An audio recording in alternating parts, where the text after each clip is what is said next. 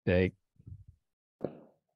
Bismillahirrahmanirrahim. Assalamualaikum warahmatullahi wabarakatuh. Waalaikumsalam warahmatullahi warahmatullahi wabarakatuh. wabarakatuh. Waalaikumsalam.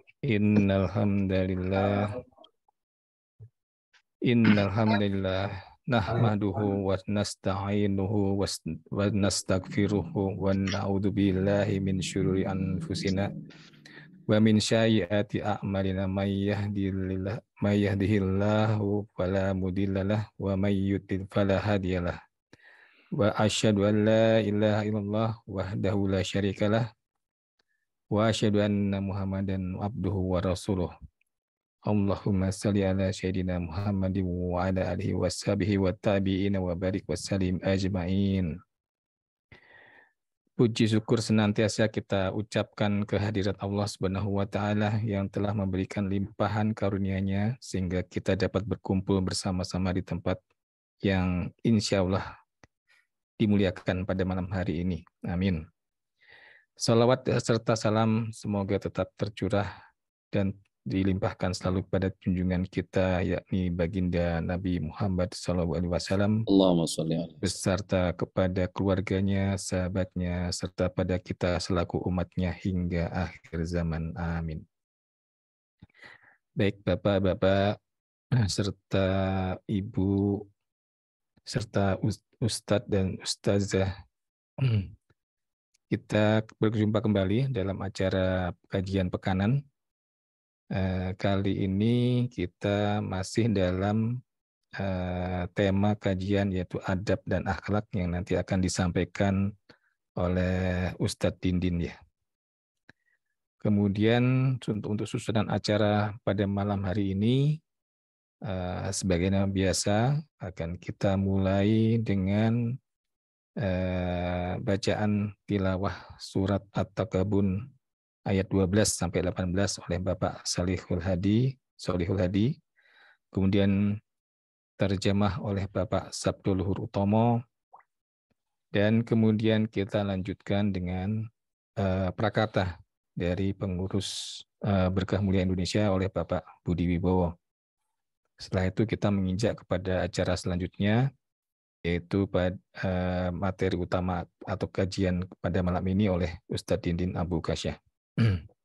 Dan terakhir kita ada tanya dan jawab.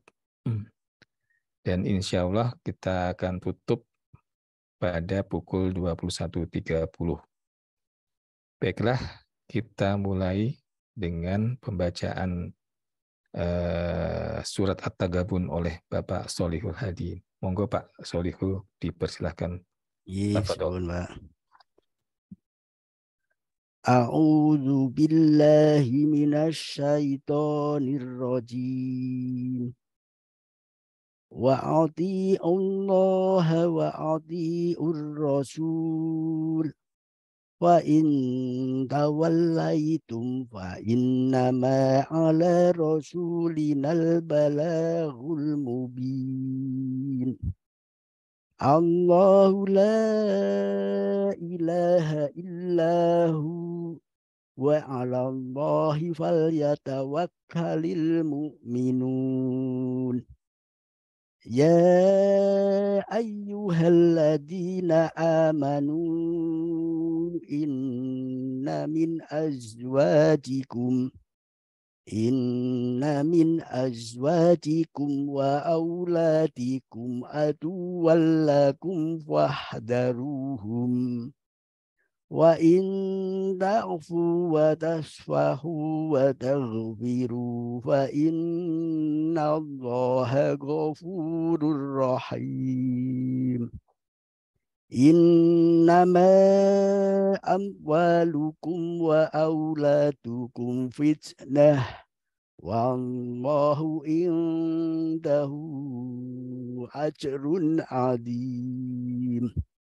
Fattaqullaha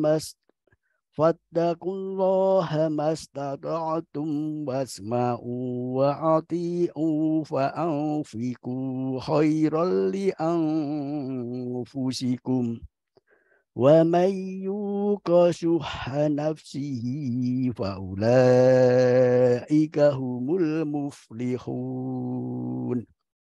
إن تقرضوا الله قرضا حسنا يضاعفه لكم ويغفر لكم والله شكور حليم عالم الغيب والشهادة العزيز الحكيم.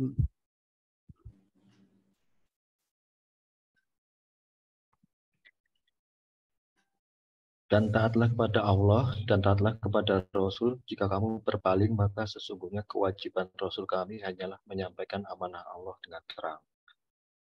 Di Allah tidak ada Tuhan selain Dia, dan hendaklah orang-orang tawakal kepada Allah. Wahai orang-orang yang beriman, sesungguhnya di antara istri-istrimu dan anak-anakmu ada yang menjadi musuh bagimu.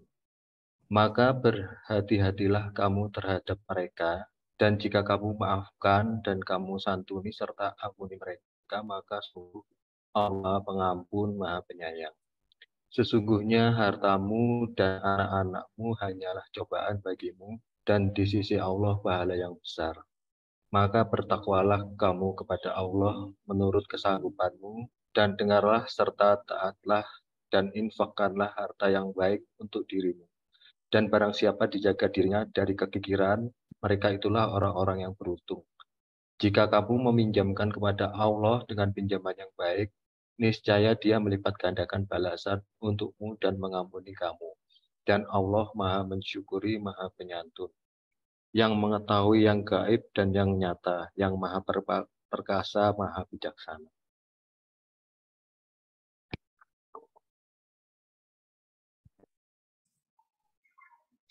Oh, tutup dengan salam, Pak.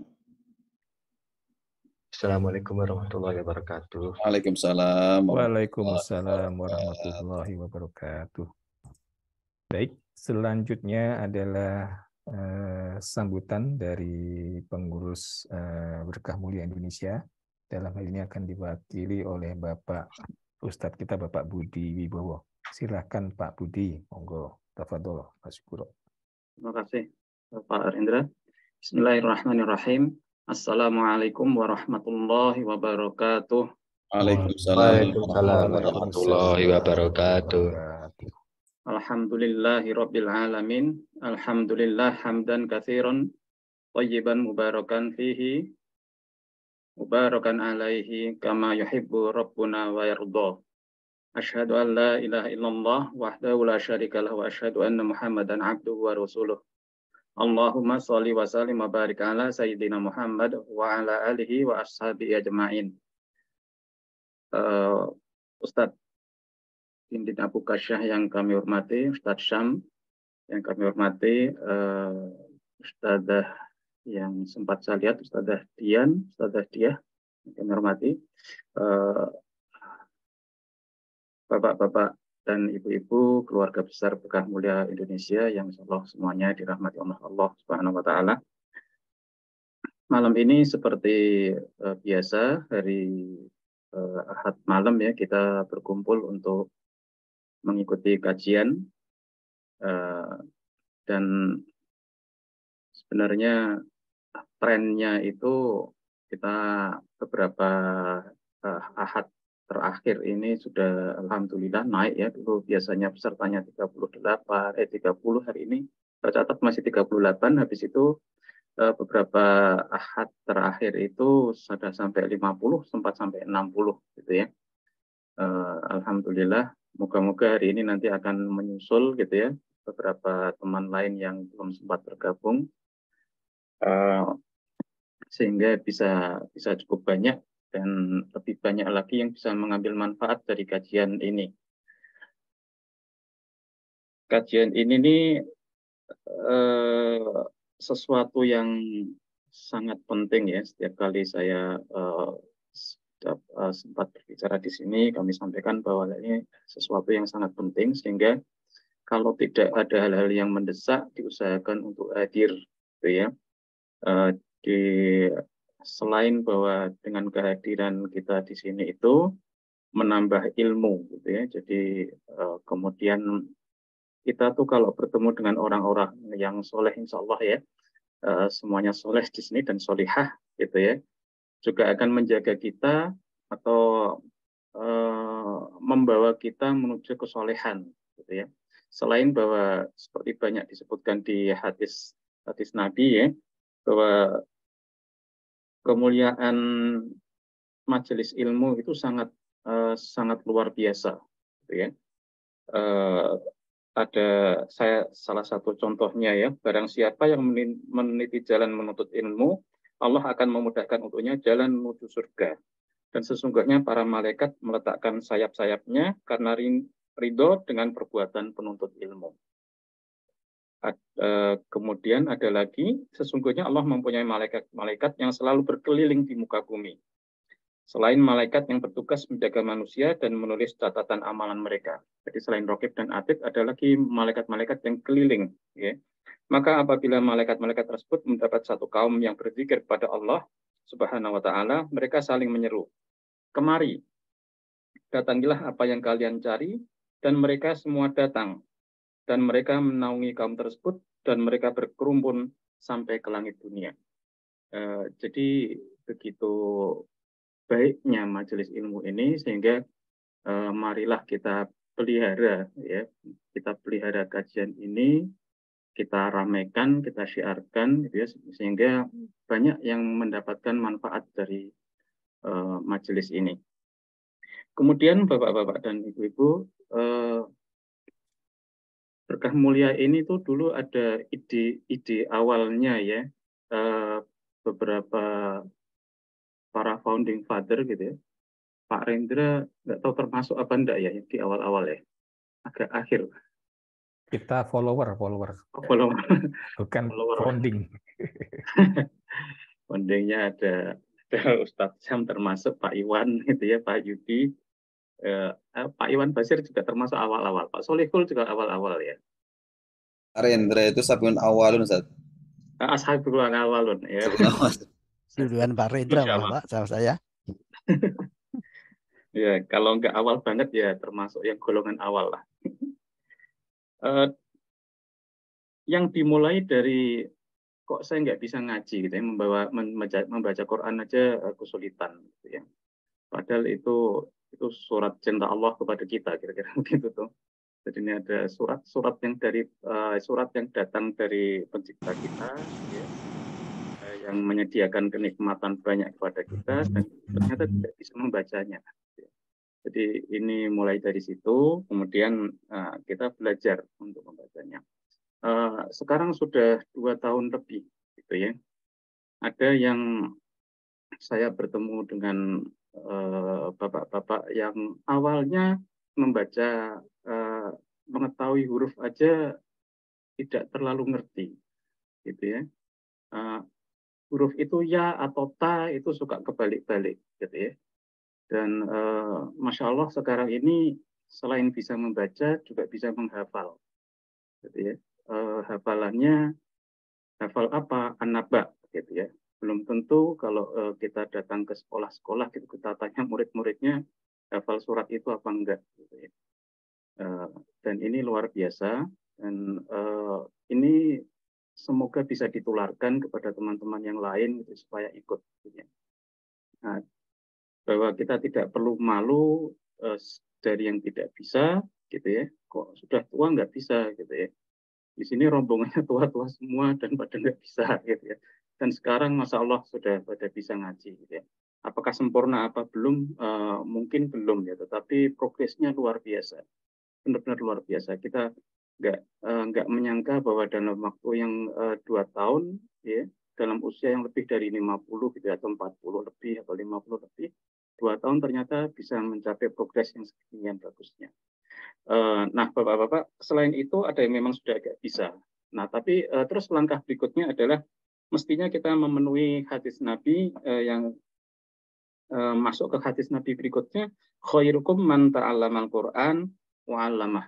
Jadi sebaik-baiknya di antara kalian adalah orang-orang yang belajar Quran dan mengajarkannya. Jadi kalau bisa sedikit diajarkan sedikit, bisa banyak diajarkan banyak. Karena judulnya itu sebaik-baiknya kalian itu yang belajar Quran bukan atau mengajarkannya, atau kemudian mengajarkannya, tetapi dan mengajarkannya. Jadi kita belajar dan sambil mengajar. Dan insya Allah dengan kita mencoba untuk mengajarkannya itu, Allah menuntun kita untuk tahu ilmu membaca Quran ini dengan lebih banyak, gitu ya, dengan lebih cepat. Ditunjukkan jalannya. Dipertemukan kita dengan guru-guru yang Masya Allah luar biasa baik, gitu ya.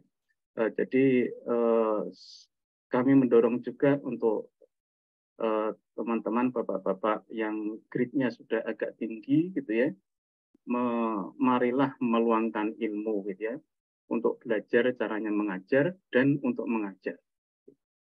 Jadi saya rasa demikian saja. Nanti terlalu lama saya bicara. Ya semoga bermanfaat. Kalau ada kurangnya mohon dimaafkan. Billahi taufiq wal hidayah. Wassalamualaikum warahmatullahi wabarakatuh. Waalaikumsalam warahmatullahi wabarakatuh. Baik, Bapak dan Ibu sekalian, kita menginjak pada acara utama malam ini, yaitu kajian yang akan disampaikan oleh Ustadz Dindin Abu Qasyah. Selamat datang, Ustadz Dindin. Assalamualaikum warahmatullahi wabarakatuh. Waalaikumsalam warahmatullahi wabarakatuh. Sehat ya Ustadz? Alhamdulillah. Alhamdulillah. Ini yang utama sehat dulu nih Ustadz. Alhamdulillah. Baik Ustadz, tidak berpanjang waktu, kita persilahkan untuk dimulai. Silakan Ustadz, tafadhol masykur. Baik, Masya Allah. Syukran atas waktu dan kesempatannya. Bismillah, Assalamualaikum warahmatullahi wabarakatuh. Waalaikumsalam warahmatullahi wabarakatuh. Innal hamdalillahi nahmaduhu wa nasta'inuhu wa nastaghfiruhu wa natubu ilaihi wa na'udzu billahi min syururi anfusina wa sayyiati a'malina man yahdihillahu fala mudilla lahu wa man yudlil fala hadiya lahu asyhadu an la ilaha illallah wahdahu la syarika lahu wa asyhadu anna Muhammadan 'abduhu wa rasuluhu la nabiyya ba'dah. Allahumma salli wa sallim ala hadha nabiyyil karim nabiyyina Muhammadin wa ala alihi wa ashabihi wa man tabi'ahum bi ihsanin ila yaumiddin. Ya ayyuhalladzina amanu taqullaha haqqa tuqatih wa la tamutunna illa wa antum muslimun. Ya ayyuhan nasu taqu rabbakumul ladzi khalaqakum min nafsin wahidah wa khalaqa minha zawjaha wa batha minhuma rijalan katsiran wa nisaa'a. Wattaqullaha alladzi tasaaluna bihi wal arham innallaha kana 'alaikum raqiba.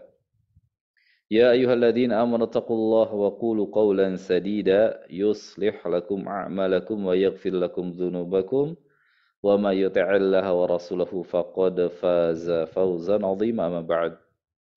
Fa'il hadirun hadirat a'azakumullah, hadirin kaum muslimin dan muslimat, jamaah berkah mulia Indonesia yang semoga senantiasa dimuliakan Allah Tabaraka wa Ta'ala. Marilah senantiasa puji serta syukur kita panjatkan kehadirat Allah Tabaraka wa Ta'ala yang telah melimpah curahkan begitu banyak nikmat dan begitu agung dan besarnya karunia untuk kita sekalian. Tentu di antara nikmat iman dan Islam yang alhamdulillah segala puji bagi Allah. Ya, kita masih sama-sama merasakan nikmat tersebut dan tentunya kita memohon kepada Allah Tabaraka wa Ta'ala agar nikmat iman dan Islam senantiasa tersemat pada setiap diri kita, keluarga kita dan juga kaum muslimin sampai akhir hayat kita ya. Meninggalkan dunia yang fana dan sebentar ini dalam kondisi membawa nikmat iman dan Islam serta nikmat istiqamah di atas sunnah Nabi yang mulia sallallahu alaihi wasallam. Bapak Ibu kaum muslimin wal muslimat a'azakumullah, hadirin yang semoga senantiasa dimuliakan Allah Tabaraka wa Ta'ala. Alhamdulillah di kesempatan kita di malam hari ini kita kembali dipertemukan di majelis kita sebagaimana tadi disampaikan oleh guru kita Bapak Budi Wibowo. Alhamdulillah telah memberikan paparan luar biasa mukadimah ya terkait dengan urgensi dan pentingnya kita hadir dan duduk di majelis ilmu dalam sebuah hadis yang tentu ini adalah merupakan peringatan bagi kita, bagi saya dan bagi kita sekalian ya.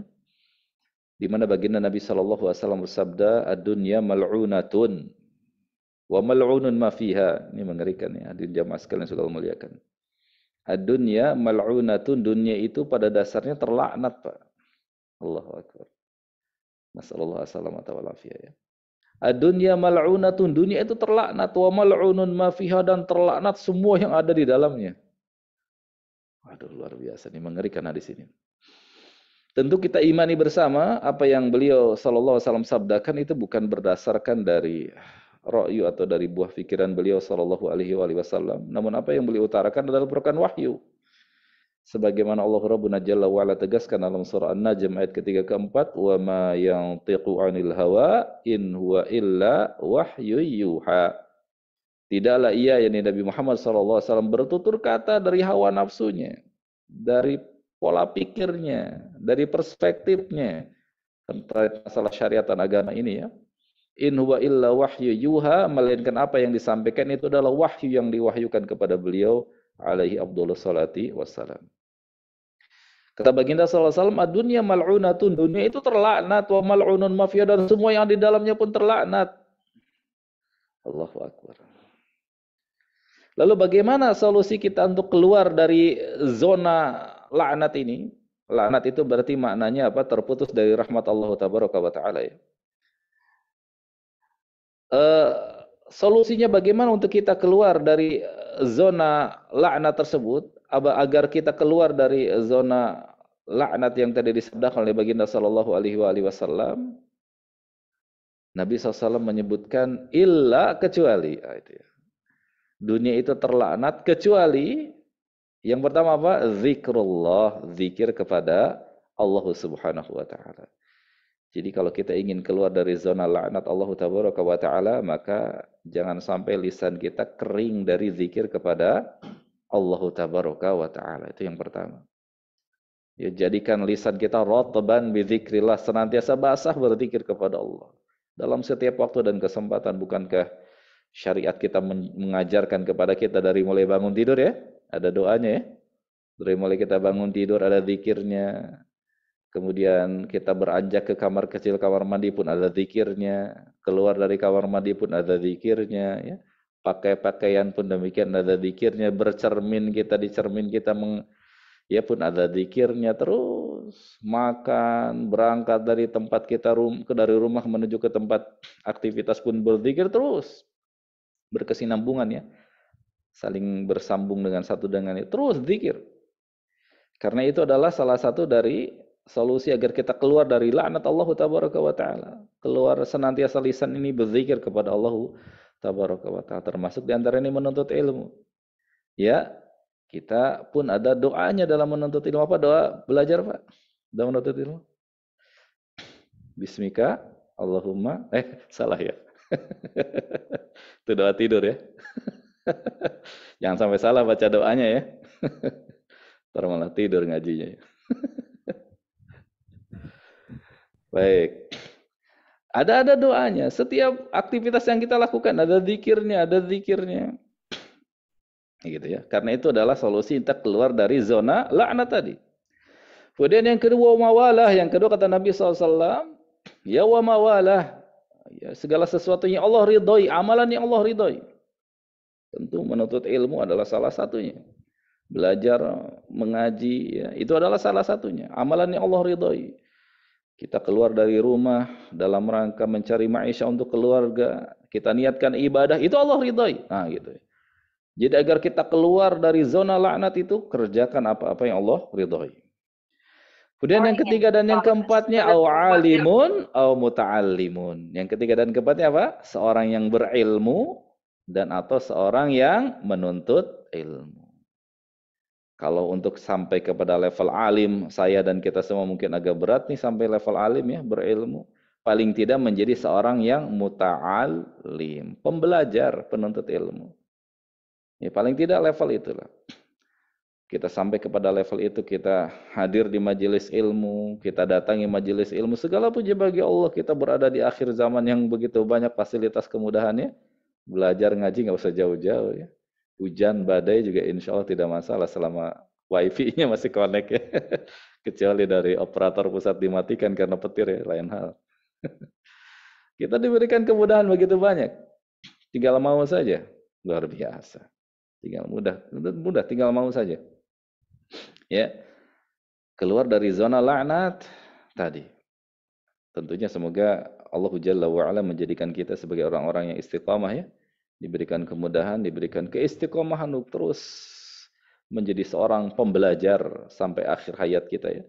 Sebagaimana Imam Ahmad ibn Hanbal rahmatullahi alaihi rahmatan wasi'ah ketika beliau ditanya oleh murid beliau, sampai kapan sih engkau akan belajar terus? Ini level imam ya, level Imam Ahmad bin Hanbal. Sampai kapan sih engkau akan menjadi seorang pembelajar? Apa jawab beliau? Ilal maqbarah, sampai saya dikuburkan.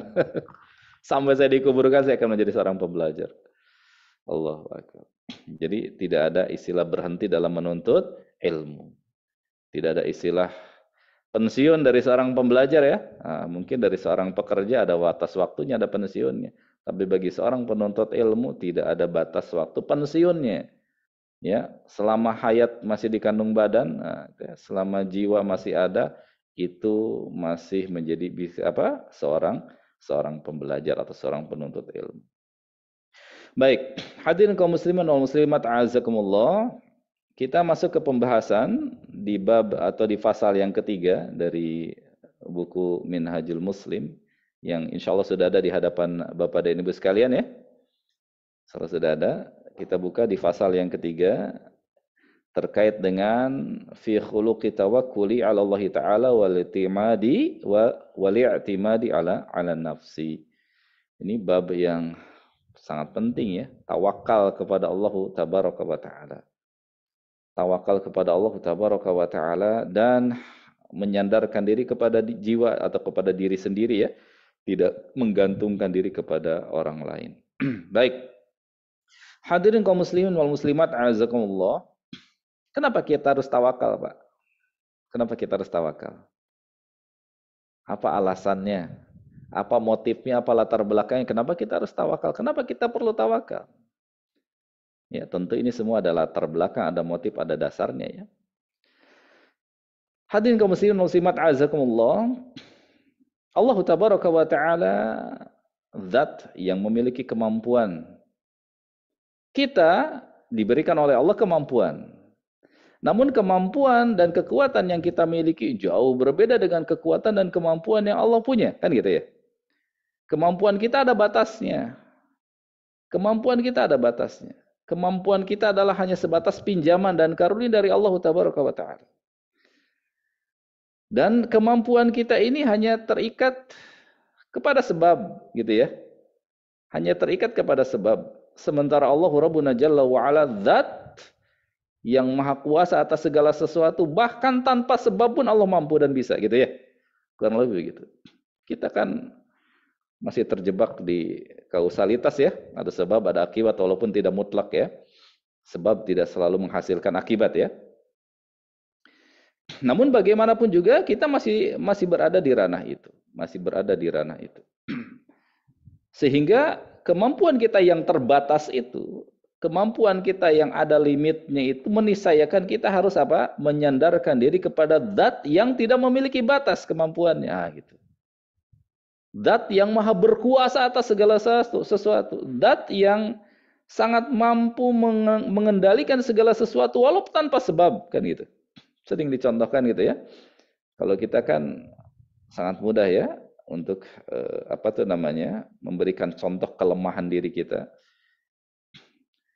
Kita hanya bisa melakukan aktivitas kalau ada sebabnya, kurang lebih gitu ya.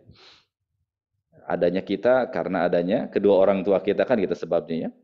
Adanya anak karena ada kedua orang tua. Namun Allah tabaraka wa ta'ala zat yang maha berkuasa. Walaupun tanpa sebab Allah mampu bisa menghadirkan gitu ya. Contoh siapa? Nabi Adam alaihissalam Allah mampu hadirkan dengan tanpa sebab ada orang tua kan gitu ya. Langsung hadir begitu saja. Enggak ada istilah sebab akibat bagi Allah tabaraka wa ta'ala. Gitu ya. Kalau logika sederhana kan kalau seseorang hadir itu harus ada sebabnya, itu kedua orang tua. Namun Allah mampu menciptakan Nabi Adam tanpa orang tua. Gitu ya. Lalu Allah tabaraka wa ta'ala mampu menciptakan seseorang ya hanya berdasarkan atau hanya sebabnya ibu saja tanpa ada ayahnya. Siapa itu? Nabi Isa alaihissalatu wassalam. Hanya ibu saja tanpa ayah. Kan gitu. Allah Tabaraka wa Ta'ala pun mampu menciptakan wanita hanya sebabnya laki-laki saja tanpa ada perempuan. Siapa dia? Siapa perempuannya? Yang dilahirkan atau tanpa ada ibu gitu? Hanya ayah, hanya laki-laki saja? Hawa alaihissalam, istri Nabi Adam alaihissalam yang diciptakan dari tulang rusuk tanpa ibu. Hanya laki-laki saja. Nabi Adam alaihissalatu wassalam. Artinya Allah Maha mampu mengendalikan segala sesuatu. Ala kulli syai'in qadir. Kemampuan Allah tanpa batas, enggak ada sebab, enggak ada akibat. Sementara kita makhluk yang lemah, gitu ya. Kemampuan kita terbatas. Sehingga kita ya, sangat membutuhkan kepada yang namanya apa? Tawakal. Sangat membutuhkan kepada yang namanya tawakal. Baik. Hadirin kaum muslimin yang semoga senantiasa Allah muliakan. Di sini Syekh rahimahullah mengatakan al-muslimu la yara tawakkul 'ala Allah taala fi jami' a'malihi wajiban khuluqiyan fasbu bal yara faridatan diniyah. Ini beliau mencoba atau mengarahkan kepada kita sebuah paradigma ya. Jangan sampai kita salah perspektifnya, sudut pandang kita. Bahwasannya seorang muslim itu memandang atau memiliki pandangan tawakal itu bukan hanya sebatas akhlak saja, bukan. Ya, bukan hanya sebatas akhlak saja. Walaupun tawakal ini beliau bawakan di bab akhlak ya, di Kitabul Akhlak di dalam Minhajul Muslim ini. Namun sejatinya tawakal itu bukan hanya sebatas kewajiban akhlak saja. Akhlak kita kepada pencipta bukan itu. Namun lebih dalam daripada itu. Ini adalah merupakan faridatan diniyah gitu ya. Kewajiban agama lebih berat lagi. Bukan hanya sebatas akhlak saja. Namun ini sudah menjadi kewajiban agama bagi kita sekalian. Dalam Al-Quranul Karim, Allah Rabbuna Jalla wa'ala mengingatkan kepada kita dalam firman-Nya. Satu di antara ada surah Al-Ma'idah ayat ke-23. A'udzubillahi minasyaitonirrajim. Wa 'alallahi fatawakkalu in kuntum mu'minin. Wa 'alallahi fatawakkalu in kuntum mu'minin. Ya, dan kepada Allah lah kalian harusnya bertawakal, gitu ya. Hanya kepada Allah lah kalian harusnya bertawakal. In kuntum mu'minin, kalau seandainya kalian benar-benar menjadi seorang yang beriman itu. Jadi di sini ada sebuah pelajaran yang sangat berharga kalau kita ingin dikategorikan sebagai orang yang beriman dan ingin dianggap sebagai orang yang beriman, maka kewajibannya adalah bertawakal kepada Allah Tabaraka wa Ta'ala harus ada pada setiap diri kita gitu. Karena di sini ada insyartiyah sebagai bentuk syarat kalau kita ingin dikategorikan sebagai seorang yang beriman maka harus bertawakal kepada Allah. Gitu ya, harus bertawakal kepada Allah Tabaraka wa Ta'ala. Dan ayat yang semisal dengan ini pun banyak. Satu di antara di surah Ali Imran ya. Ayat 122 Allah berfirman wa 'alallahi falyatawakkalul mu'minun. Dan hanya kepada Allah lah hendaklah kalian orang-orang beriman bertawakal. Ya, Allah mengingatkan kepada orang yang beriman, hanya kepada Allah lah kalian bertawakal wahai orang-orang yang beriman. Gitu ya. Jadi sekali lagi kalau kita ingin dikategorikan kita sebagai orang yang beriman di hadapan Allah Tabaraka wa Ta'ala, maka tawakal adalah hal niscaya harus melekat pada setiap diri kita. Ya. Jadi kalau dikategorikan orang beriman atau tidaknya, maka dilihat level tawakalnya nih. Dia tawakalnya bagaimana gitu ya. Penyandaran diri kepada Allahnya seperti apa. Nah gitu. Walaupun nanti kita akan luruskan ya, ada kekeliruan dalam memandang tawakal gitu ya. Sehingga tidak ada usaha dan seterusnya, itu nanti kita bahas insyaallah di poin berikutnya. Baik, sampai sini kita sudah bisa memahami ya arah dari penjelasan Syekh di sini rahimahullah, bahwasannya kita sebagai seorang yang beriman atau seorang muslim umumnya memandang tawakal itu bukan hanya sebatas akhlak saja, namun lebih daripada itu. Ini sebagai kewajiban bagi agama kita, bahkan dikategorikan sebagai indikator keimanan seseorang gitu ya. Indikator keimanan seseorang. Kalau kita ingin dikategorikan orang yang beriman, maka bertawakal salah satu indikator yang harus ada gitu ya. Baik hadirin kaum muslimin yang semoga senantiasa dimuliakan Allah Tabaraka wa Ta'ala. Maka bagi seorang muslim ya, memahami tawakal merupakan bagian dari keimanan dan bagian dari akidahnya adalah sebagai bentuk ketaatan kepada Allah Tabaraka wa Ta'ala dengan cara apa? Dengan cara menghadirkan segala bentuk sebab-sebab yang dipinta, gitu ya. Jadi tawakal itu sekali lagi tidak menafikan atau tidak meniadakan apa? Sebab. Tawakal itu tidak meniadakan sebab. Di sini beliau menegaskan kepada kita bahwasanya seorang muslim yang memahami dan memandang tawakal dengan baik yang dia adalah merupakan bagian dari keimanan dan bagian dari akidahnya sebagai bentuk ketaatan kepada Allah Tabaraka wa Ta'ala yang memerintahkan kita untuk bertawakal, maka dia pun harus menghadirkan seluruh sebab-sebab yang dipinta, ya, dalam rangka ingin merealisasikan perkara yang dia harapkan dan dia cita-citakan. Ya, kenapa? Karena fatawakkulu indal muslim idzan huwa amalun wa amalun. Nah, gitu ya. Tawakal itu bagi seorang muslim adalah amalan dan harapan. Amalan dan harapan. Jadi tawakal sekali lagi tidak meniadakan dan tidak menafikan yang namanya sebab, gitu ya. Dia karena dia amalan dan harapan. Ya, amalan yang harapan yang disertai dengan apa? Disertai dengan ma'udwi qalbin wa tuma'ninati nafsin, gitu ya. Disertai dengan ketenangan hati, ketentraman jiwa, gitu ya. Serta keyakinan mutlak bahwasannya apa yang dikehendaki Allah pasti terjadi. Tadi di awal sudah disebutkan di mukadimah, kemampuan dan kekuasaan Allah itu sangat mutlak, sangat mutlak. Allah ala kulli syai'in qadir, berkuasa atas segala sesuatu, mampu menghadirkan tanpa sebab, gitu ya. Allah Maha berkuasa atas segala sesuatu. Nah, dengan bertawakalnya kita menyandarkannya diri kita, ya, kepada Allah Tabaraka wa Ta'ala, zat yang maha kuasa tersebut, ya, itu adalah merupakan amalan diri kita, amalan hati dan juga harapan, ya, yang akan menghadirkan ketenangan jiwa, ketentraman jiwa, gitu ya, dan keyakinan mutlak tentunya kepada segala sesuatu yang Allah kehendaki pasti akan terjadi, gitu ya. Pasti akan terjadi. Hadirin kaum muslimin yang semoga senantiasa dimuliakan Allah Tabaraka wa Ta'ala. Nah, di sini Syekh rahimahullah membawakan kepada kita contoh yang begitu menarik, ya. Contoh yang begitu menarik dari baginda Nabi Shallallahu Alaihi Wasallam. Sekali lagi yang menunjuk tegaskan kepada kita bahwasanya tawakal itu sama sekali tidak meniadakan upaya atau usaha, tidak meniadakan sebab. Kita tetap harus berupaya mencari sebabnya, gitu ya. Nah, di sini beliau menarik membawakan beberapa contoh dari baginda Nabi Shallallahu Alaihi Wasallam terkait dengan bagaimana beliau mencontohkan sikap tawakal yang benar. Mencontohkan sikap tawakal yang benar, penyandaran diri yang benar, ya. Tawakal itu kan menyandarkan maknanya, ya, menyandarkan atau mewakilkan, gitu ya. Tawakal itu dari kata wakil, mewakilkan. Kapan kita mewakilkan? Ya, ketika kita merasa tidak memiliki kemampuan akan hal tersebut, maka kita wakilkan. Nah, gitu ya.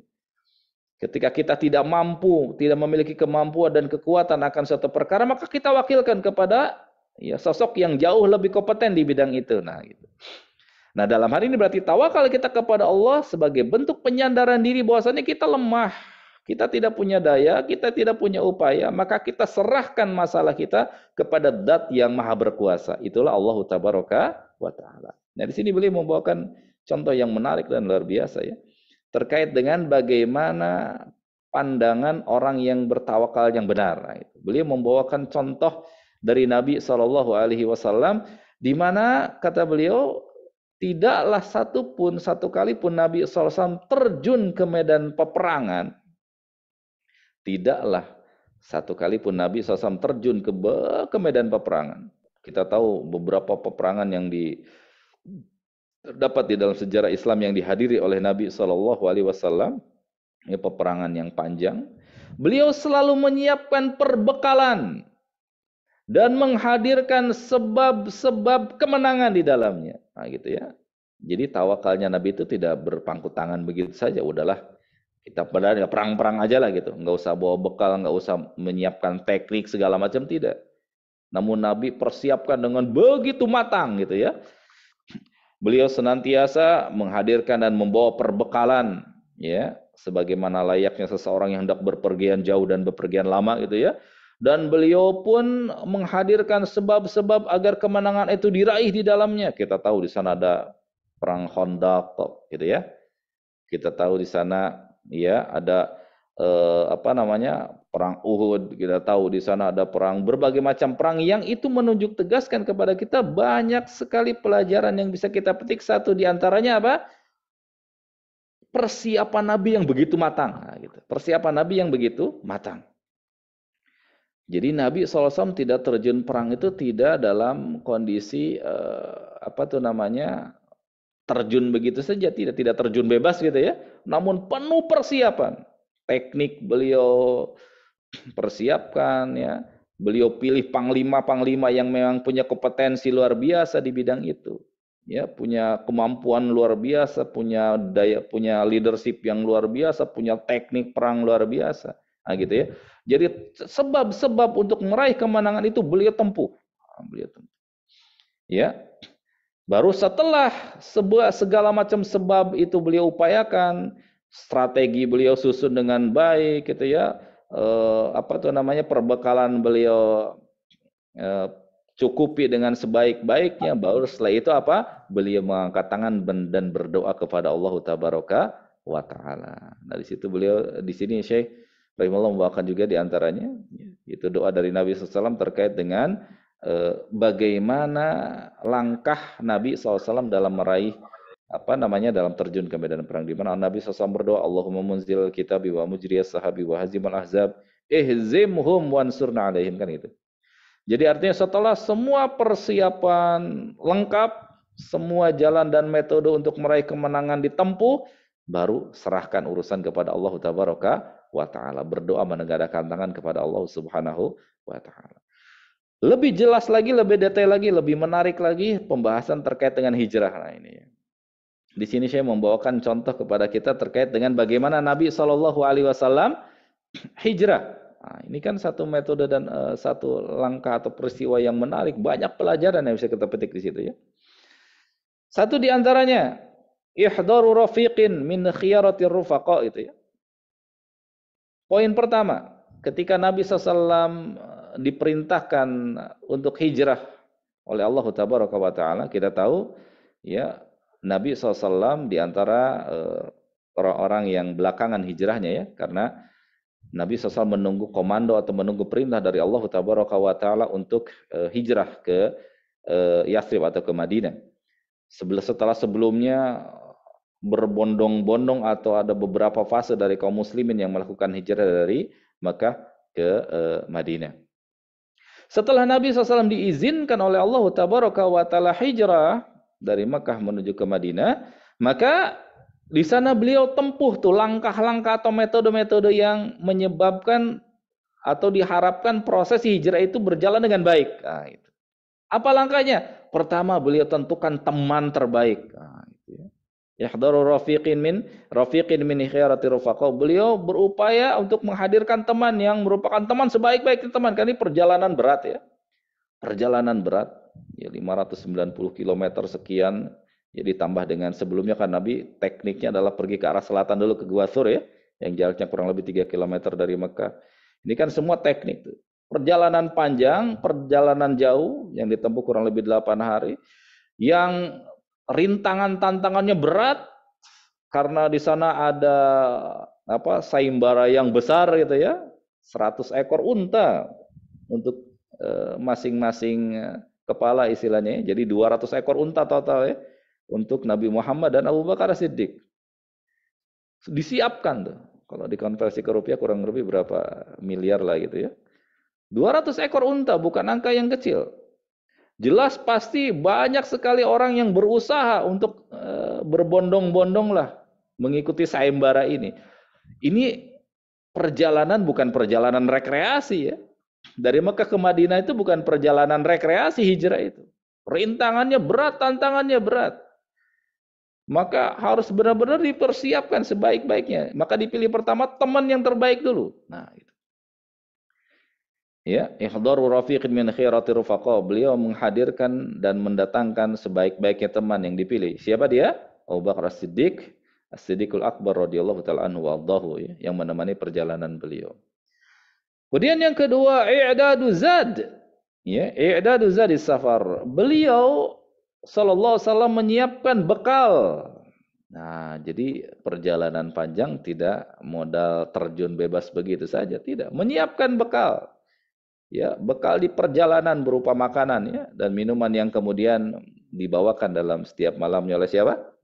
Oleh Asma, ya, binti Abu Bakar As-Siddiq, ya, radhiyallahu anhuma, yang diikat pinggang beliau radhiyallahu anha, ya. Dan misalnya beliau Asma binti Abu Bakar ini memiliki laqab atau julukan apa? Dzatun nataqain, gitu ya. Dzatun nitaqain, apa? Pemilik apa? Dua ikat pinggang, ya, karena memang makanan yang atau apa tuh namanya perbekalan Nabi SAW dibawa oleh beliau radhiyallahu anha, diikat pinggang beliau, diikat dalam kondisi hamil pada waktu itu, naik ke atas gunung, ya. Allahu Akbar. Perjalanan berat. Untuk mempersiapkan bekal.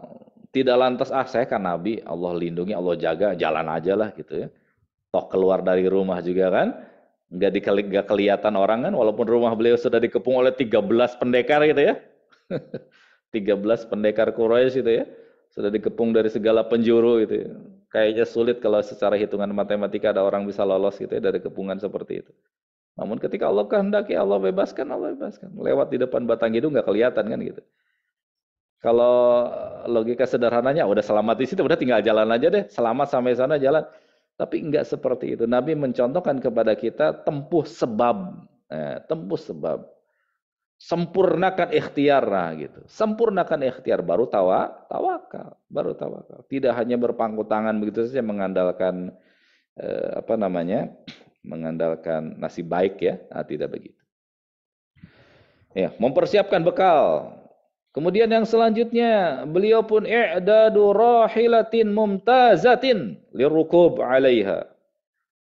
Teman terbaik sudah disiapkan, bekalnya sudah disiapkan, maka apa? Perlu kendaraan istimewa kan gitu, ya.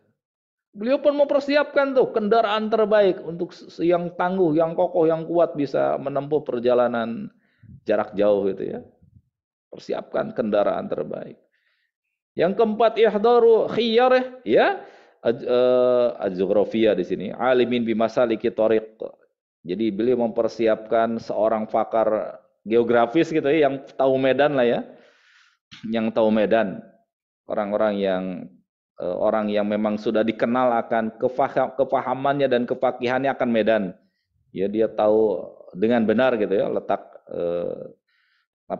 medan yang akan ditempuh di perjalanan. Jadi luar biasa tuh, guide-nya sudah dipersiapkan yang terbaik gitu, ya. Luar biasa. Kemudian beliau pun walamma arada ay yakhruja min baitihi alladhi tarakahu al-adu wa hasarahu fi hatta la yanqaliya min amara sallallahu alaihi wasallam ibnu ammihi Ali bin Abi Thalib radhiyallahu ayyanama ala firashihi. Ketika beliau bermaksud keluar dari rumah, maka beliau pun masih membuat teknik atau membuat trik atau membuat usahalah sebab, ya. Yaitu apa? Dengan cara memerintahkan Ali agar tetap tidur di tempat tidur beliau sallallahu alaihi wasallam untuk mengelabui. Gitu, ya. Bayangkan, Pak. Ya, untuk mengelabui ini kan salah satu metode atau salah satu dari upaya atau ikhtiar maksimal gitu, ya. Supaya terlihat masih ada tuh di situ, kelihatan gitu kalau diintip. Gitu, bayangkan betapa maksimalnya langkah Nabi, ya. Betapa maksimalnya dan betapa terencana dengan baik gitu, ya. Terencana dengan baik. Ini sosok Nabi yang mencontohkan dan mengajarkan kita sikap tawakal itu begitu. Luar biasa. Kemudian lamma talabahul musyrikun washtaddu wara'ahu yabhatsuna anhu wa an sahibi Abu Bakar As-Siddiq radhiyallahu anhu farra ma'ahu. Ya, tatkala orang-orang musyrik, orang-orang musyrik sudah mencari, mengejar beliau, ya, dan juga mengejar Abu Bakar As-Siddiq, beliau berlindung di Gua Sur, itu, bersembunyi. Beliau tetap berupaya untuk bersembunyi itu, lari dulu ke selatan, lalu ke arah Gua Sur, ya, dan beliau di Gua Sur bersembunyi. Dulu metode berikutnya, menyempurnakan ikhtiar. Ya. Kemudian selanjutnya ketika Abu Bakar As-Siddiq berkata, wahai Rasul, ya kalau seandainya nih orang-orang yang ada di atas nih, orang-orang yang sedang nyari kan tidak ada satupun gunung kecuali ditaikin oleh orang Quraisy. Tidak ada satupun lembah kecuali orang Quraisy nyari ke lembah itu. Dengan sempurna tuh, operasi semut ya. Dengan sempurna mereka setiap jengkal Mekah diteliti dan dicari untuk melihat dan mencari keberadaan siapa? Nabi Muhammad SAW dan Abu Bakar As-Siddiq radhiyallahu anhu. Dengan sempurna tuh operasi semut. Sampai kata Abu Bakar, kalau seandainya ini orang Quraisy ini melihat ke kaki mereka akan melihat kita nih wahai Rasul, gitu ya. Rasulullah SAW menghiburnya, bagaimana pendapatmu wahai Abu Bakar? Kalau ada dua orang sementara yang ketiganya Allah, itu luar biasa ya. Jadi hadirin kaum muslimin yang semoga senantiasa dimuliakan Allah Tabaraka wa Ta'ala. Sampai sini sekali lagi kita bisa menyimpulkan bahwasannya yang namanya tawakal sama sekali tidak meniadakan apa? Ikhtiar dan mencari sebab. Ya, tawakal yang benar adalah tetap menempuh sebab, tetap menempuh ikhtiarnya, sempurnakan bahkan ikhtiarnya. Tadi Nabi sudah ya, beliau di sini rahimahullah memberikan contoh Nabi begitu sempurna dalam menyempurnakan ikhtiarnya. Baru setelah itu apa? Bertawakal kepada Allah Tabaraka wa Ta'ala. Ya, bertawakal kepada Allah Subhanahu wa Ta'ala. Ya. Hadirin kaum muslimin yang semoga senantiasa dimuliakan Allah Tabaraka wa Ta'ala. Ketika seseorang menyandarkan diri kepada ikhtiarnya saja. Nah, ketika seseorang menyandarkan diri kepada hasil usahanya saja. Wah, ini bisa terjatuh ke dalam kesyirikan. Ya, bisa bahaya nih ya. Bisa terjatuh kepada kesyirikan. Ketika seseorang ya menyandarkan dirinya, menyandarkan hasilnya hanya kepada sebab atau hanya kepada kemampuan dirinya saja. Nah, ini bisa keliru dan bisa masuk bahkan waliyadzubillah jatuh ke dalam zona kesyirikan, gitu ya. Itu poin tawakal yang beliau di sini sampaikan. Sejatinya poinnya masih bisa ditarik panjang lebar ya, ini masih terkait tawakal, namun amanah ilmiah yang kita bahas adalah pembahasan kitab Minhajul Muslim, maka kita fokuskan kepada pembahasan yang dibawakan di sini oleh beliau ya rahimahullah. Kemudian selanjutnya, hadirin kaum muslimin yang semoga dimuliakan Allah Tabaraka wa Ta'ala, selanjutnya adalah al-i'timadu ala nafsi. Ya. Selanjutnya apa? Bersandar diri pada usaha atau pada diri sendiri. Seorang muslim, hadirin kaum muslimin yang semoga senantiasa dimuliakan Allah Tabaraka wa Ta'ala, adalah seorang yang memiliki iffah gitu ya, memiliki kehormatan dan harga diri yang tinggi ya. Dia hanya menggantungkan diri hanya kepada Allah Tabaraka wa Ta'ala semata. Ya, tidak menggantungkan dan menyandarkan hidupnya kepada siapa? Kepada makhluk, Bahkan di sini sekali lagi beliau memberikan contoh kepada kita yang luar biasa ya. Ketika ada seorang sahabat yang sedang berada di atas kudanya, lalu cambuknya jatuh, beliau tidak meminta orang lain yang ada di bawah untuk mengambilkan cambuknya. Turun dulu dari kudanya, ambil, naik lagi. Dan sebetulnya mudah saja, tolong ambilin dong, gitu ya. Tolong ambilin dong, secara mudah aja kan. Namun, ya ini, seorang muslim, Nabi SAW mencontohkan seperti itu. Ya, jangan bermudah-mudah kemudian kita untuk apa?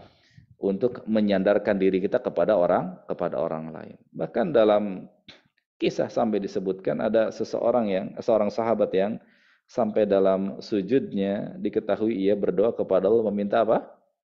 Meminta garam, Pak, bayangkan. Meminta garam. Saking sempurnanya tawakal mereka kepada Allah dan penyandaran dirinya.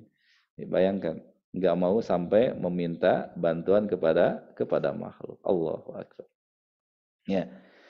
Baik, hadirin kaum muslimin yang semoga senantiasa dimuliakan Allah Tabaraka wa Ta'ala, ya. Nah, di sini kata beliau, ketika seorang muslim hidup di atas akidah, yaitu tawakal yang benar kepada Allah Tabaraka wa Ta'ala dan juga bersandar pada dirinya, ya, tidak bermudah-mudah dalam meminta bantu kepada orang lain gitu ya. Ia memelihara akidah dan menumbuhkan akhlak yang terpuji. Jadi akidah dalam satu waktu itu dia memelihara akidah dia dan menumbuhkan akhlak yang terpuji. Ya, jadi ketika seorang muslim ya menjaga tawakalnya, kemudian bersandar pada dirinya sendiri, maka dalam satu waktu itu dia telah memelihara akidahnya dan telah menumbuhkan akhlak yang terpuji atau akhlak yang mulia. Yang itulah di sebab dasar akhlak mulia itulah yang menjadikan Nabi yang mulia alaihi afdhalus salatu wassalam dipuji oleh Allah Subhanahu wa taala dalam Al-Qur'an, di antaranya di dalam surah Al-Qalam ya. Allah berfirman, wa innaka la'ala khuluqin adim, sesungguhnya engkau wahai Muhammad benar-benar berada di atas akhlak yang sangat mulia, akhlak yang sangat agung gitu ya, budi pekerti yang sangat mulia. Nah, di sini pun beliau rahimahullah membawakan kisah di mana baginda sallallahu alaihi wasallam membaiat seorang muslim untuk menegakkan salat, menunaikan zakat, tapi beliau sallallahu alaihi wasallam tidak pernah meminta membaiat kaum seorang muslim untuk meminta kebutuhan kepada seorang pun selain daripada Allah Subhanahu wa taala gitu ya. Maka buah didikan dari Nabi SAW tersebut kita tahu ya. Salah satu contoh yang masyhur adalah kisah siapa? Kisah sahabat yang mulia Abdurrahman ibn Auf radhiyallahu taala anhu wardahu, di mana ketika beliau ditawarkan pembagian harta oleh seorang saudagar Madinah yang ia sudah masuk Islam ya, lalu dipersaudarakan oleh baginda sallallahu alaihi wasallam dengan beliau. Sudah ditawarkan tuh harta dibagi dua, namun apa yang dikatakan oleh Abdurrahman ibn Auf radhiyallahu anhu? Nah, beliau tidak berpangku tangan begitu saja, tidak menerima begitu saja. Lalu katakan apa?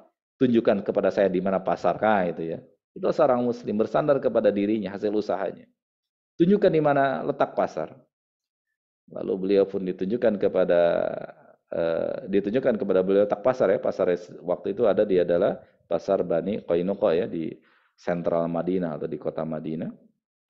Dan beliau berusaha bergeliat di situ sampai beberapa waktu kemudian dilaporkan bahwasannya beliau sudah menikah dalam hitungan hari ya. Setelah beliau berangkat ke pasar, ternyata dikabarkan Nabi sudah melihat wajahnya kok jadi pucat nih. Nah, ditanya kenapa wajahmu pucat? Saya baru menikah, ya. Saya baru menikah itu ya. Ya gitu. Ketika ditanya, apa mas kawinnya? Dengan beberapa keping emas, kata Abdurrahman. Bayangkan dari nggak bawa sama sekali gitu ya. Beliau datang ke pasar. Dan kemudian di akhir hayat beliau radhiyallahu anhu waddahu, sosok yang luar biasa inspiratif ini ya, menghadirkan atau memberikan atau meninggalkan warisan yang begitu besar ya. Dalam sejarah dicatat seperti itu, ada 4 istrinya, semua masing-masing kebagian berapa dinar, Pak? 100.000 dinar ya. Satu orang istri 100.000 dinar. Itu baru uangnya saja ya. Kalau 1 dinar kurang lebih berapa sekarang dikonversi ke rupiah? 4 jutaan lah kurang lebih ya. Kali 100.000 jadi? Ya segitulah ya jumlahnya. Wakeh. Wakeh. Untuk satu istrinya 100.000 dinar kali 4. Belum lagi binatang peliharaannya, ada unta, ada kambing, ada kuda dan seterusnya. Dari 0 sama sekali. Itu ya, memaksimalkan upaya, memaksimalkan usaha. Baik, nah itu adalah merupakan contoh pribadi seorang muslim yang dimana dia menyandarkan diri kepada hasil usaha, dalam artian tidak berpangku tangan gitu ya, atau menunggu belas kasihan atau uluran tangan orang lain. Baik. Kemudian di sini pun beliau membawakan beberapa firman Allah tabaraka wa taala, di antaranya dalam surah Al-Furqan, wa tawakkal 'alal hayyil ladzi la yamut, bertawakallah kalian kepada Allah zat yang maha hidup, yang tidak akan mati. Juga dalam surah Al-Imran al-Firman, wa qalu hasbunallahu wa ni'mal wakil. Gitu ya. Dan mereka menjawab hasbunallahu wa ni'mal wakil, cukup bagi kami Allah. Ya, dan dia adalah merupakan ni'mal wakil, sebaik-baiknya pelindung. Ya, jadi sandarkan atau bersandar, beriktimad kepada diri sendiri. Law annakum tatawakkaltum 'ala Allahi haqqa tawakkuli la razaqakum kama yarzuqut tayr taghdu khimasan wa tarhu bitana, dalam hadis yang masyhur ya, diriwayatkan Imam Ahmad. Nabi SAW bersabda, kalau seandainya kalian bertawakal dengan sebenar-benarnya tawakal, ya, la razaqakum, niscaya kalian akan diberikan rezeki kama yarzuqut tayr, sebagaimana diberikan rezekinya burung. Taghdu khimasa, di mana di pagi hari burung itu pergi keluar dari sarangnya dalam kondisi perutnya kosong lapar. Wa taruhu bitana, pulang di sore hari dalam kondisi perutnya kenyang, gitu ya. Rasulullah SAW pun berdoa ketika keluar rumah, Bismillahi tawakkaltu 'alallahi la haula wala quwata illa billah. Ini di antara bentuk zikir-zikir yang harus senantiasa kita jaga ya. Sebagaimana di awal kita bahas mukadimah terkait masalah itu, zikir yang harus kita jaga setiap keluar rumah baca doanya. Bismillahi tawakkaltu 'alallahi la haula wala quwata illa billah. Ya, baik. Kemudian yang terakhir di sini boleh membawakan sabda Nabi SAW terkait dengan 70.000 umat Nabi SAW yang akan masuk surga tanpa hisab dan tanpa adab. Oh, ini VVIP ya.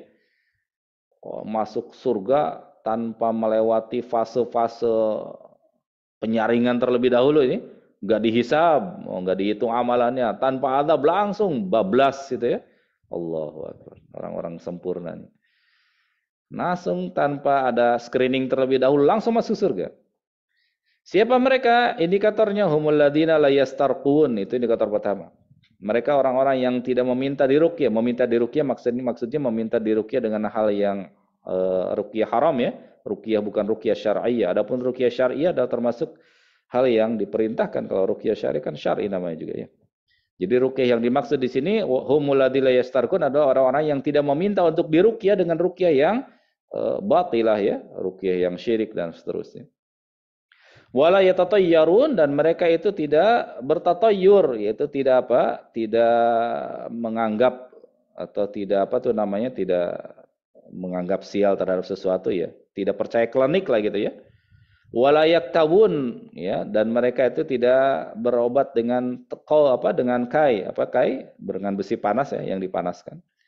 Wa ala rabbihim yatawakkalun, dan hanya kepada Rabb mereka di mana mereka senantiasa bertawakal gitu ya. Jadi ini adalah indikator atau tanda orang-orang yang akan masuk surga tanpa adab dan tanpa hisab. Yang pertama tidak meminta untuk diruqyah, ruqyah yang batilah, ruqyah yang syirik. Kemudian tidak percaya klinik, tidak percaya dengan hal-hal yang masuk kategori klinik gitu ya, khurafat. Kemudian yang ketiga, tidak berobat dengan kai. Dan yang keempat, hanya kepada Allah lah mereka bertawakal. Jadi betapa besarnya kedudukan tawakal. Di mana mereka orang-orang yang bertawakal kepada Allah, termasuk di antara orang-orang yang mendapatkan kesempatan masuk surga tanpa adab dan hisab. Gitu ya. VVIP lah ya. Langsung. Wallahu a'lam bishawab. Semoga Allah tabaraka wa taala menjadikan pertemuan kita ini sebagai pertemuan yang diberkahi dan dirahmati ya. Semoga ilmu yang kita dapatkan di malam hari ini bermanfaat bagi kita, bagi saya, dan bagi kita sekalian. Semoga Allah tabaraka wa taala menjadikan atau menganugerahkan kepada kita nikmat taufik agar kita mampu dan bisa mengamalkan ilmu yang telah kita pelajari. Wallahu a'lam bishawab. Dari saya cukup sekian. Dari kurang lebihnya mohon maaf. Apabila ada kata-kata yang kurang berkenan, mohon dibukakan pintu maaf sebesar-besarnya. Itu kekeliruan dan kesalahan pribadi. Yang benar, semua dari Allah tabaraka wa ta'ala. Khilaf salah kelirunya dari saya pribadi dan juga dari syaitan. Saya mohon ampun kepada Allah dan melepas diri dari perkara tersebut. Saya kembalikan ke moderator. Pak Rendra, tafadhal masykura ma'jura. Terima kasih Ustadz Dindin atas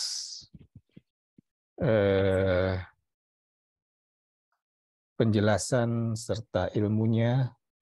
Semoga menjadi tambahan ilmu bagi kita semua dan tentunya akan sangat bermanfaat dalam kehidupan kita selaku umat muslim, di mana kita tadi adalah satu tawakal ya, kemudian yang kedua tadi adalah menyandarkan pada usaha kita sendiri. Kemudian silakan bagi bapak-bapak atau juga ibu yang akan bertanya bisa melalui chat dan juga bisa melalui screen secara langsung. Kami persilahkan.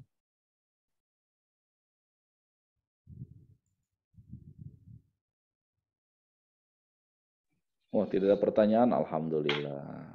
Meringankan tugas saya berarti. Ini kalau tidak ada pertanyaan itu ada 2. Sudah sangat mengerti atau bingung mau apa yang mau ditanyakan. Awan. Mau tanya Pak Nasrid enggak? Monggo. Ini Pak AA ya? Iya, ya. Wah, Masya Pak, silakan, Allah, luar Pak. Ya, biasa. Assalamualaikum Ustaz. Waalaikumsalam warahmatullahi wabarakatuh. Lagi. Bagaimana kabar sehat, Pak? Alhamdulillah. Ya. Alhamdulillah, Bismillah. Masya Allah. Masih berasa tuh ayam bakarnya, Pak? Masya Allah. Ya, Alhamdulillah. Ya, ini, Iya, ini silakan, saya silakan.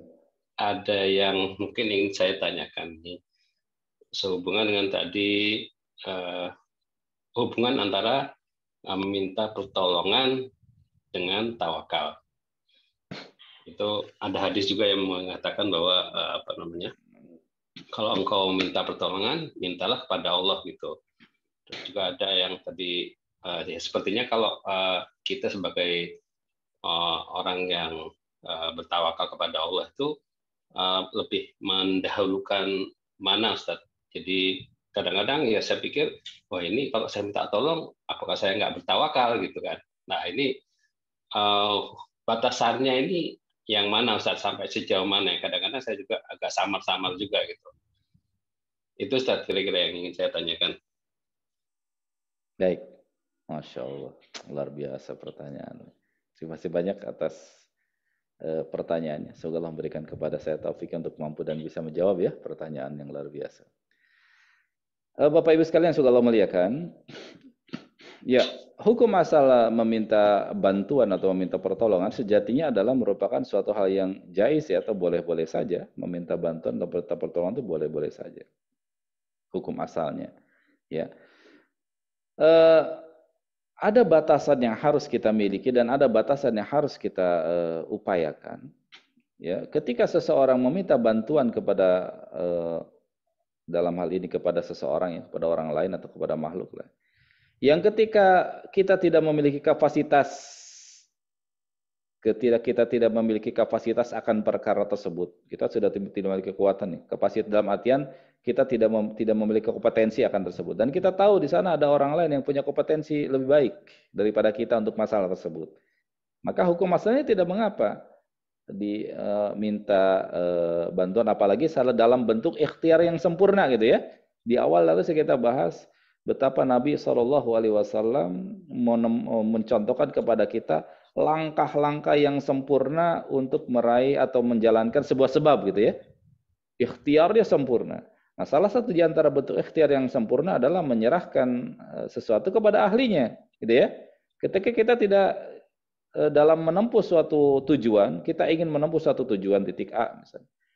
Ya, kemudian kita merasa tidak memiliki kompetensi yang sempurna, tidak memiliki kompetensi yang baik dalam masalah itu. Maka kita menyerahkan minta bantuan kepada orang lain yang memiliki kompetensi baik itu dengan tujuan untuk menyempurnakan ikhtiar kita.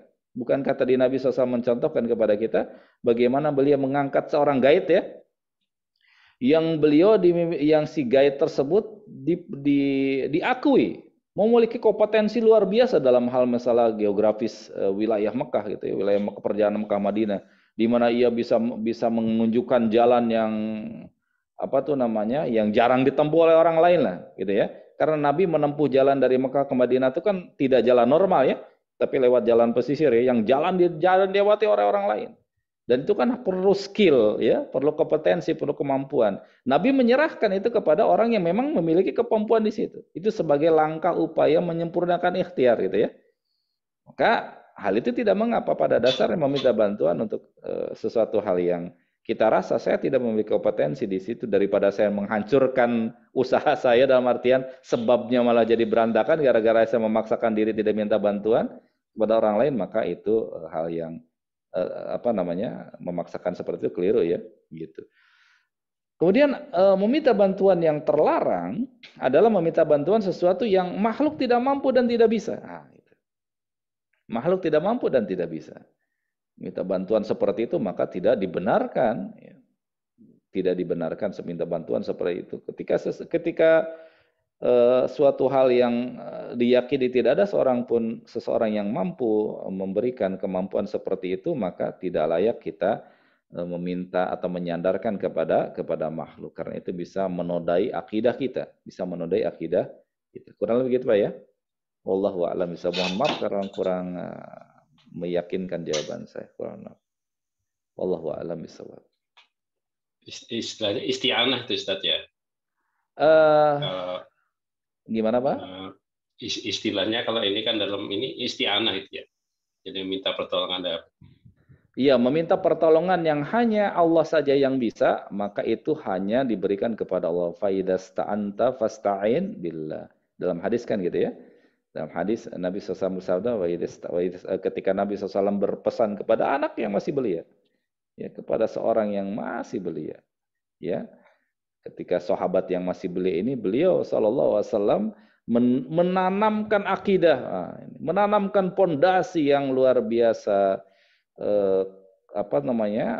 kuat ya kepada sosok yang masih sangat belia, Abdullah bin Abbas ya. Di mana salah satu poinnya adalah apa? Wa idzasta'anta fasta'in billah. Kalau engkau ingin minta bantuan, maka minta bantuanlah kepada Allah untuk urusan apa? Sesuatu yang makhluk tidak bisa. Ya.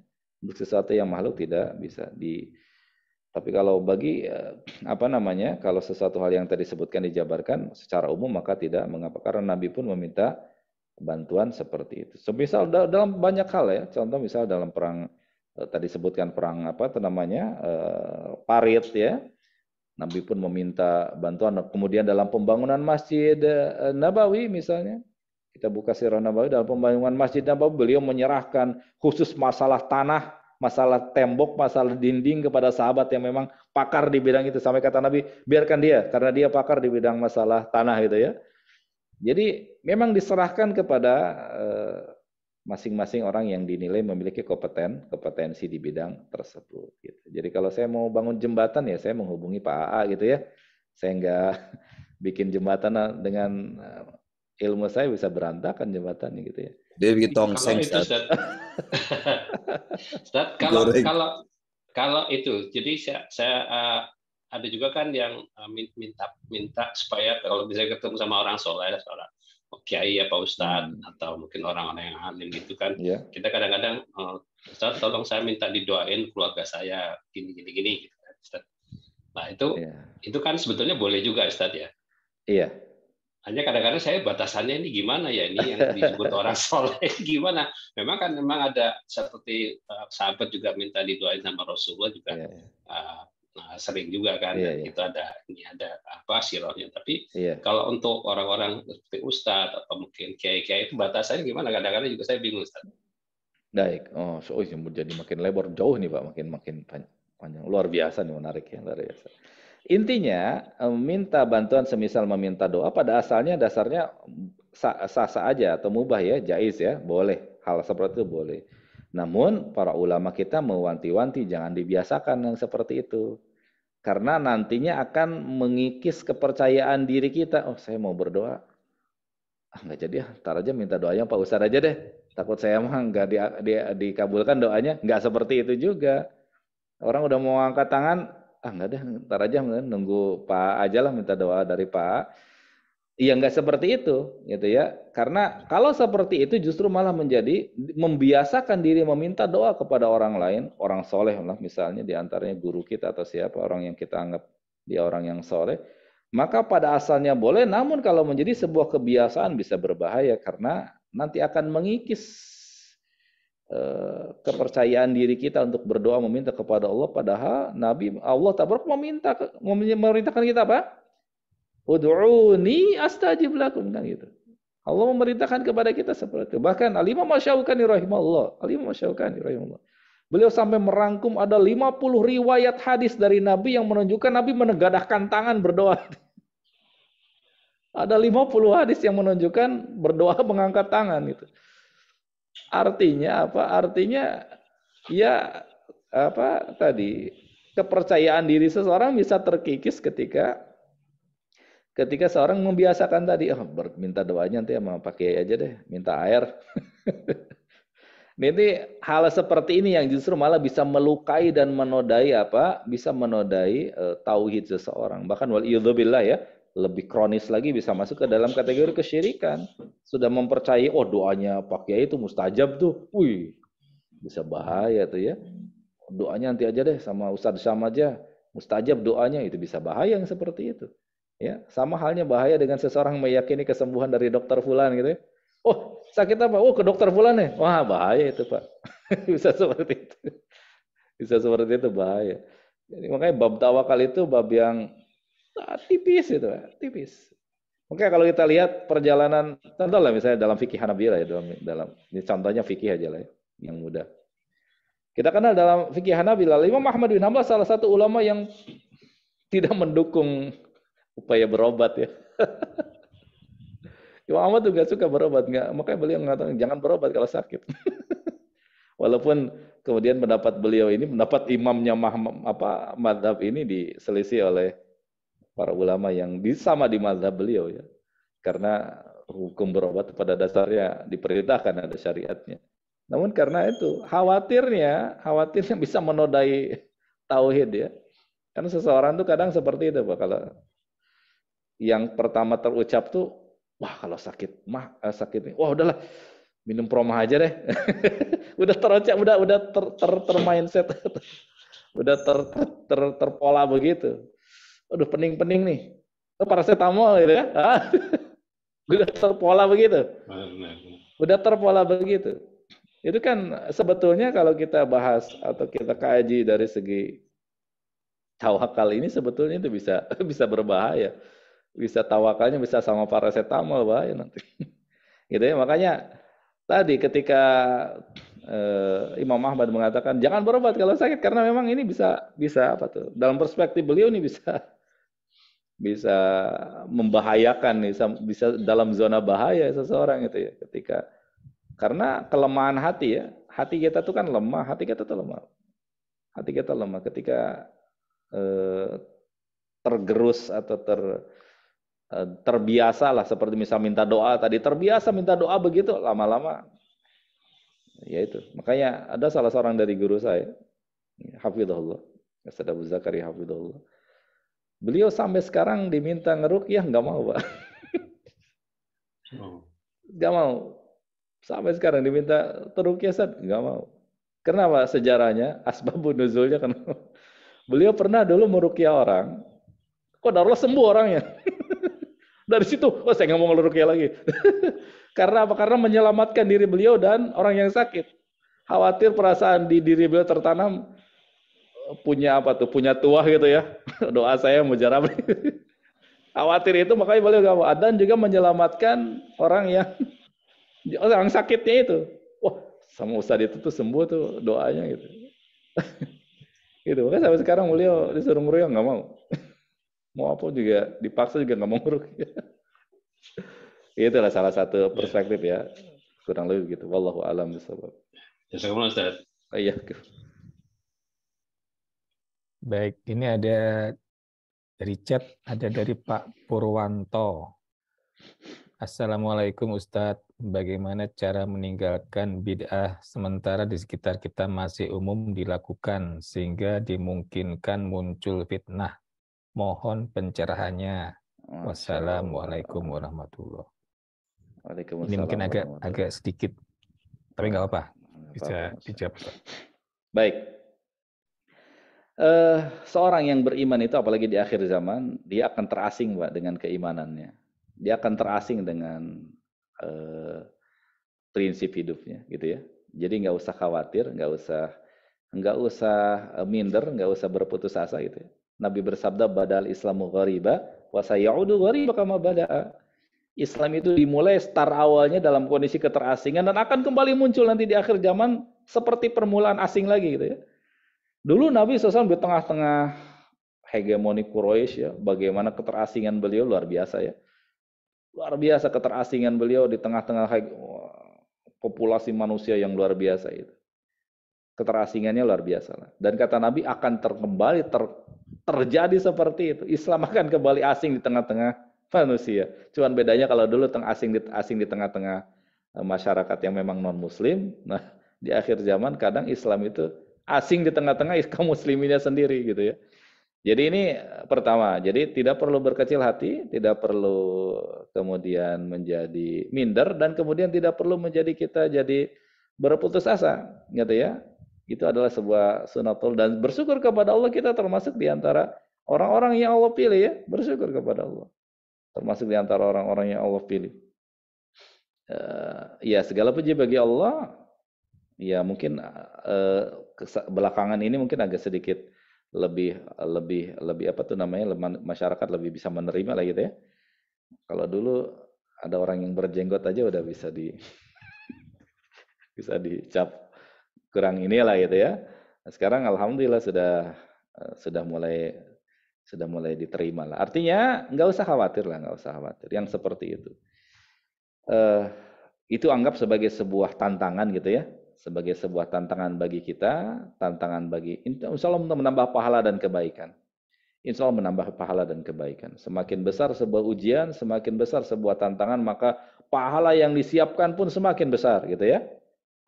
Nabi SAW bersabda apa? Al jaza, kata beliau SAW, ya Allah Akbar. Ya, besarnya pahala itu seiring dengan besarnya ujian. Inna idhamal jazai ma'a idhamil bala. Inna idhamal jazai ma'a idhamil bala. Sejatinya besarnya besarnya jaza, besarnya balasan itu akan berjalan sejajar dengan besarnya ujian. Gitu ya. Jadi artinya semakin besar sebuah ujian, maka akan semakin besar pahala yang disiapkan. Gitu ya. Kalau konteksnya tadi misalnya ujiannya sakit, penyakit semakin besar, maka ketika seorang bersabar menerima dan jalani dengan sebaik-baiknya, pahalanya besar. Konteks ini pun sama. Ketika seseorang menjalani ujian yang begitu luar biasa di lingkungannya kanan kirinya gitu ya, kemudian dia bisa hadapi dengan sabar, berbaur dengan sebaik-baiknya, kita tetap mencontohkan akhlakul karimah di tengah manusia, ya kita tetap bermuamalah dengan sebaik-baiknya mereka dalam konteks yang mubah muamalahnya ya. Ya, kita ikut tidak mengeksklusifkan diri gitu ya. Kita ikut bergaul tetap di tengah-tengah masyarakat, kemudian kita memberikan dampak positif di tengah-tengah masyarakat, memberikan pengaruh yang baik, maka insya Allah pahalanya pun semakin besar. Kata Nabi SAW, orang yang berpegang dengan sunnah Nabi SAW di akhir zaman itu kalamidi ala al-jamrah, seperti memegang al-jamrah, bara api. Jadi sesuatu yang berat, memegang bara api itu kan luar biasa berat. Dan ketika dalam kondisi seperti itu, seseorang yang sanggup memegang bara api, sanggup istiqomah di atas sunnah Nabi, dalam kondisi seperti itu, maka dia dikabarkan oleh Nabi SAW mendapatkan balasan pahala sama dengan apa? 50 orang sahabat Nabi. Bayangkan Pak. 50 orang sahabat Nabi, apa enggak menggiurkan nih? Ya, menjaga sunnah di akhir zaman, itu pahalanya sama dengan 50 orang sahabat Nabi yang mengamalkan atau menjaga sunnah yang serupa di zaman Nabi Shallallahu Alaihi Wasallam. Jadi besar pahalanya, besar kedudukannya. Kita hadapi dengan gembira karena janji Allah begitu besar, gitu ya. Hadapi dengan gembira, berlapang dada dan santai aja, stay cool ya, stay cool aja, santai aja. Hadapi dengan senyuman, gitu ya, tenang aja. Insya Allah tidak akan menggoyahkan. Nah, hadapi dengan senyuman aja. Wallahu a'lam bishawab. Kurang lebih gitu, Pak. Gimana Pak Purwanto? Biasanya ada pertanyaan lanjutan ini habis ini. Kasih sementara itu aja. Masya Allah. Internetnya nggak stabil nih soalnya. Baik Allah. Oh. Ada lagi mungkin Bapak-bapak yang atau Ibu yang akan bertanya? Saya tadi tuh mau tanya, tapi sudah dijawab sama Ustadz. Waduh, luar biasa. Tapi saya nggak tahu ya pertanyaan Bapak seperti apa ya. Saya tidak mengetahui hal yang ada yang gaib di hati Bapak ya. Sekarang itu gini Ustadz. Pertanyaan lanjutannya itu gini, gimana caranya kita melatih ini Ustadz, melatih tauhid. Kita ini kan dalam kehidupan sehari-hari itu selalu terbiasa ya dengan hukum-hukum adat ya. Jadi kayak tadi Ustadz, kita minum sakit kepala minum paracetamol. Wah, sembuh nih pasti nih. Nah, gitu kan. Apalagi besoknya nih sakit kepala ngambil lagi paracetamol ya. Ya, sakit mah minum Proma ya kan. Atau kali ini kita para ini nih, sini kan banyak engineer nih kan. Selalu kan yang kalau kita bikin apakah gedung, jembatan atau apa kan pasti hitungan kan. Dari empiris maupun analitis gitu ya. Wah, kuat nih pasti nih. Ya, gitu. Padahal kan itu hanya dengan izin Allah. Nah, ini melatihnya ini gimana nih Ustadz nih? Supaya kita nggak terlalu lama kebiasaan itu terlalu masuk ke dalam pikiran kita ya. Baik. Atau diulang lagi kajiannya nih Pak dari awal nih. Dia lagi tentang Lumayan tawakal. ada 5 menit Ustaz. Sekali lagi tawakal itu kertas tipis ya. Kita kalau tidak hati-hati, tidak hati-hati bisa terpeleset waliyadzubillah ya. Contoh tadi lah pengobatan ya. Sekali pertama minum paracetamol sembuh. Kedua ketika sakit langsung nggak inget sama Allah. Ingat ya sanmol. Sanmol. Padahal Allahu yashfi, Allah yang menyembuhkan gitu ya. Itu yang harus kita latih, Pak. Harus kita latih. Dan semua itu adalah bermuara dari ilmu. Semua itu bermuara dari ilmu. Ahsan menariknya, ini lanjutan dari bab ini, silakan baca bab kelima dari Riyadhus Shalihin ya, muraqabah. Ini korelasinya bagus menarik. Tadi pagi saya bahas itu muraqabah di masjid di sana. Ini korelasinya menarik ya. Karena dari sana kita dapat suatu kesimpulan. Al-Imam Ibnu Qayyim rahimahullah, beliau menarik sekali definisi muraqabah yang beliau sampaikan ya.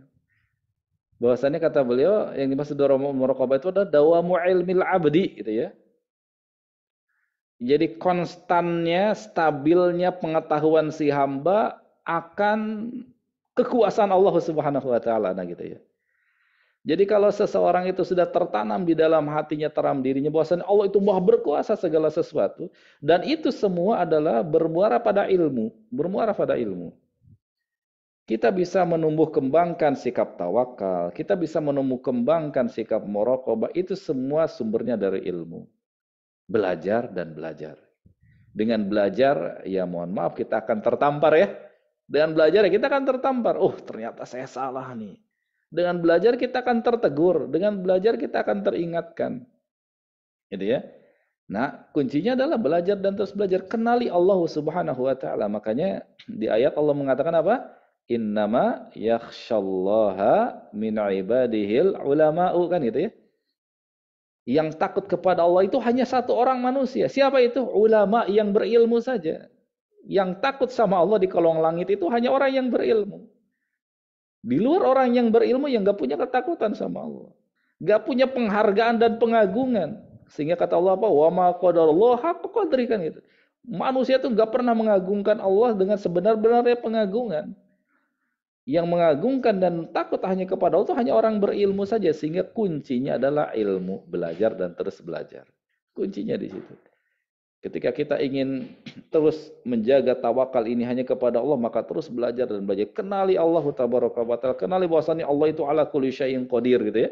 Berkuasa atas segala sesuatu, dan kita itu luar biasa makhluk yang sangat lemah, maha lemah. Ya. Tidak punya daya dan tidak punya upaya, tidak punya kekuatan. Kenali terus. Belajar dan terus belajar.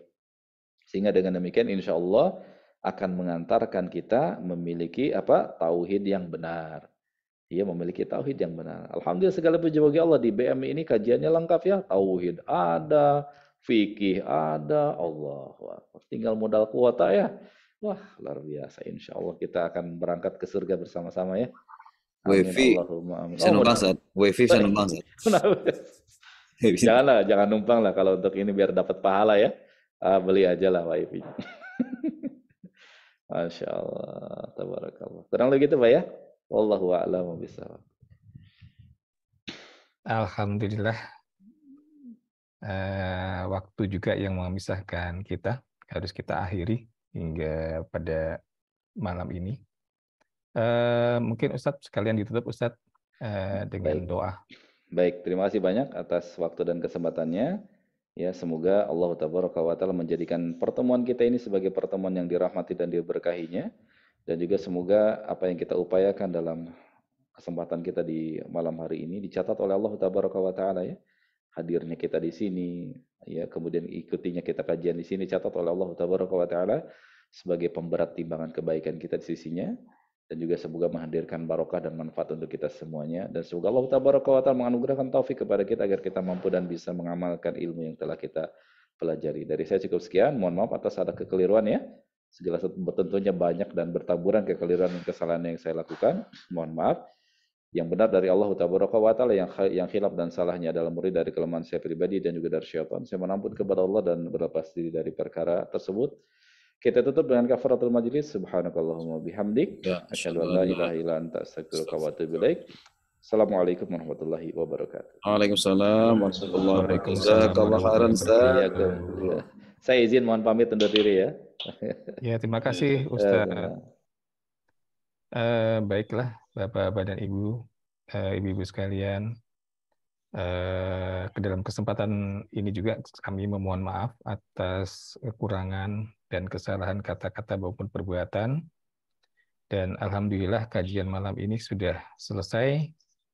Dan marilah kita tutup. Tadi doa kafaratul majlisnya sudah ya Ustadz ya, jadi nggak perlu lagi kan. Kita tutup dengan salam BMI kita. Siap. Salam sehat, salam semangat, salam berkah mulia Indonesia.